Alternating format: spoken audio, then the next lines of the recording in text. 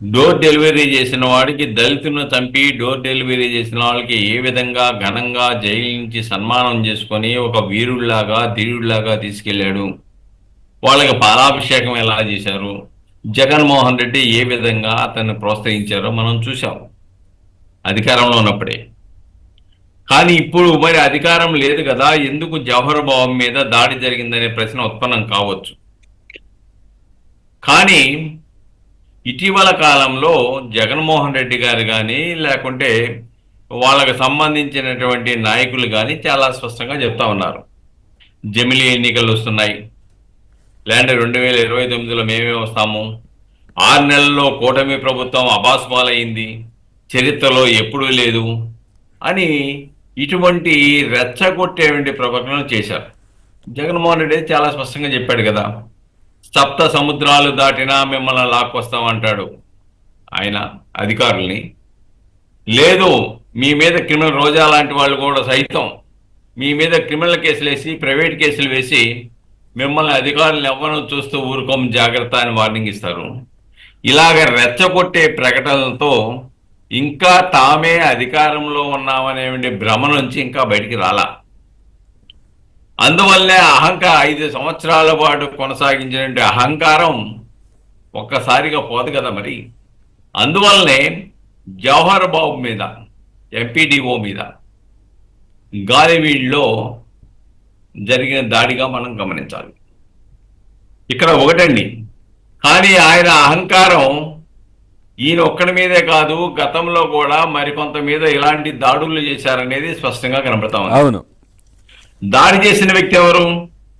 వైఎస్ఆర్సీపీ రాయచోటి మాజీ ఎమ్మెల్యే గడికోట శ్రీకాంత్ రెడ్డి అనుచరుడు అవును, సుదర్శన్ రెడ్డి. ఆయన మీద, ఆయనతో పాటు మరో 13 మంది మీద కేసు కట్టినట్టున్నారు. అయితే ఇక్కడ చాలా స్పష్టం, ఏదో మాటలతో కాదు, చేతలతో కూడా చేసి గొంతు మీద కాలు వేసి తొక్కటమే కాకుండా, చంపడానికి ప్రయత్నం చేయటమే కాకుండా కులాలను కూడా ప్రస్తావించి అసభ్యకరంగా బూతులు తిరగడం అనేది అతి దారుణమైన అంశం. ఇక్కడ ఒకటే అండి, అంత దారుణానికి పాల్పడిన తర్వాత హాస్పిటల్లో వైద్యం చేయించుకునే పరిస్థితి ఉత్పన్నమైన తర్వాత ముద్దాయిలుగా ఉన్న వాళ్ళని తక్షణమే పోలీస్ కస్టడీకి తీసుకోవాలి. నాకు తెలిసినంత వరకు తీసుకున్నట్టుగా లేరు. ఏదేమైనప్పుడు కూడాను విచారణ సంస్థలో ఇటువంటి సందర్భాల్లో కనుక నిర్లక్ష్యం, నిర్లిప్తత వ్యవహరిస్తే ప్రజల యొక్క హక్కులకి, ప్రజల యొక్క ఉద్యోగస్తుల యొక్క హక్కులకి భంగం వాటిల్లే ప్రమాదం ఉంది.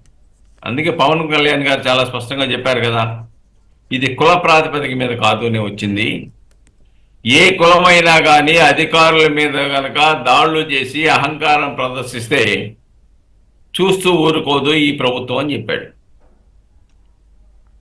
చట్టం దగ్గర వివక్షత ఉండకూడదు, రూల్ ఆఫ్ లా అనేది సక్రమంగా అమలు జరగాలి, ఉద్యోగస్తులకి ఉద్యోగ భద్రత ఉండాలి, ప్రజలకి వాళ్ళ హక్కులను పరిరక్షించుకునే భావ వ్యక్తీకరణ స్వేచ్ఛ ఉండాలి. కాబట్టి అవి మేము కల్పిస్తున్నాము, మేము రక్షణిస్తాము. వాళ్ళ భార్య భయపడతా ఉంది, వాళ్ళు ఏం చేస్తారనే భయంగా ఉందండి. ఆయన ఈరోజు కాదు దాడులు చేయటము, చాలా మంది మీద దాడులు చేస్తారు, ఆయన కొద్దిగా నిరంకుశంగా ఉంటాడు, దౌర్జన్యకరంగా ఉంటాడు అని చెప్పేసి భయపడతా ఉంది. అలాంటి వాళ్ళకు కూడా డిప్యూటీ సీఎం హోదాలో వెళ్ళి అమ్మా మేము ఉన్నాము, మీ భయపడకని చెప్పాల్సిన పరిస్థితి దాపరించడం దురదృష్టకరం.